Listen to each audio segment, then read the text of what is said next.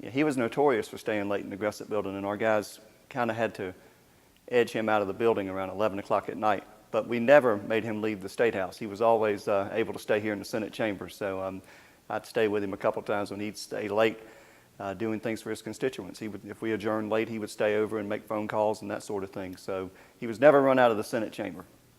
Well, we've had plenty of long nights over the course of my career here with the Senate, but Senator Elliott was always gracious to our staff and always attentive, and he was always very good to us and always complimentary, and just every time he'd come by, he tapped me on the shoulder, always would speak to me, and he'd always say, "Hey, cuz, how you doing, cuz?"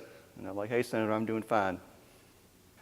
Well, of course, I got to interact with them from here, just starting to meet them, but I've dealt with Rick, his son, and Mrs. Elliott and the entire family over the course of the years, and just a gracious family and very wonderful to all of the members here and staff in the Senate and our staff with the Senate Sergeant Arms staff. Well, obviously anything dealing with Myrtle Beach, and tourism, he was always very passionate about that, and economic development for the Myrtle Beach area. So I do remember times whenever he would get up, especially in the last couple of years that he was here, and was very passionate and when it came to the budget issues dealing with Myrtle Beach.